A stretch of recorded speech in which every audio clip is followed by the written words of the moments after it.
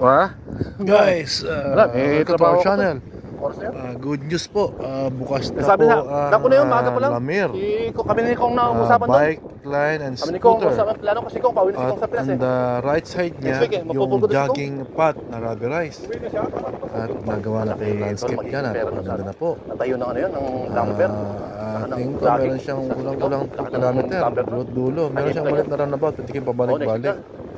From here, from Lamir, Kailangan niya na umuwi doon kasi Dulo, sayang yung ano, until sa Marina. ng lumber niya. Napakaganda po ng landscape, mga halaman.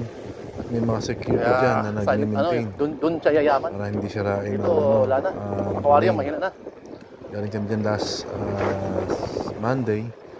Nighted kami ng Jumeirah Boys. Oo, nag-iipon na rin ako kasi Until Burj Arab. balak ko na Halos ang Dubai ngayon ay magbili ng lote.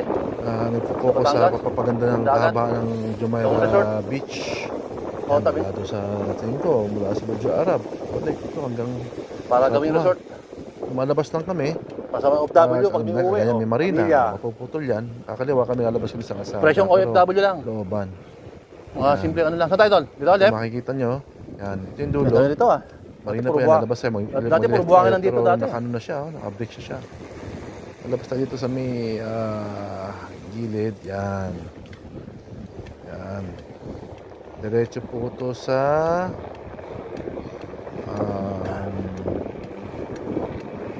ano ba ito?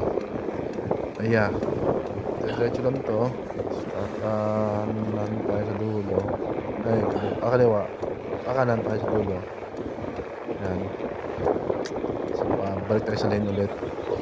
Marami siyang bike din na ginagawa hanggat minamaximize nila yung mga pasada. Pag lumabas siya dyan, yung mga nakalagay naman din nakadrawing na, na bike lane. Yan.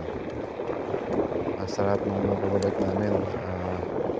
34 kilometers balikan. Sakto to Burj, Burj to Sakto 32 kilometers. From 8 p.m. to 11. Na nandito